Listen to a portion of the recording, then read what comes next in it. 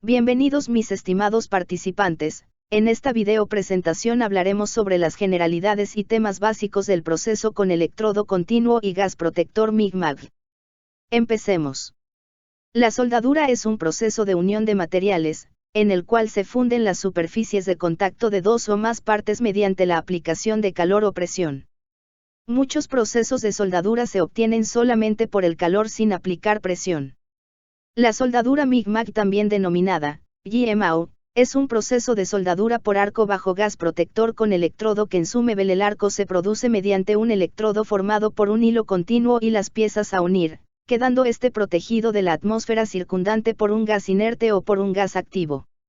En el proceso de soldadura de microalambre, con la máquina transformador rectificador, se puede producir los dos tipos de corriente que existen, corriente continua y corriente alterna.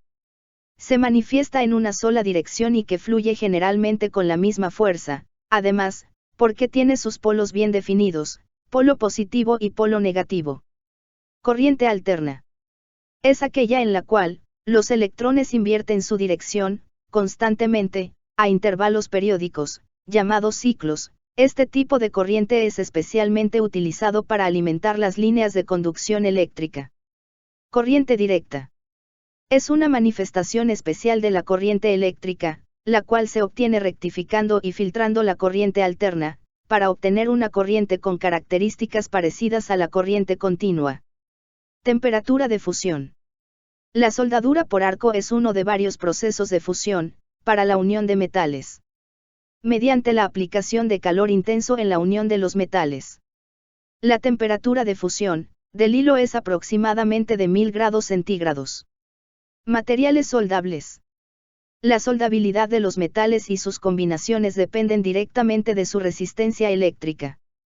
La podemos identificar fácilmente, ya que son soldables con intensidades pequeñas y tiempos de corriente altos. Metales ferrosos. Los metales ferrosos son el hierro y sus aleaciones, el hierro dulce o forjado, el acero y la fundición. Son los más utilizados, los cuales pueden ser soldados con el proceso MAG.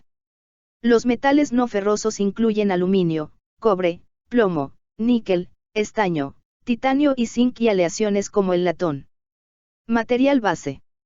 La soldabilidad es la capacidad que tienen los materiales, de la misma o de diferente naturaleza, para ser unidos de manera permanente, mediante proceso de soldadura con MIG-MAG.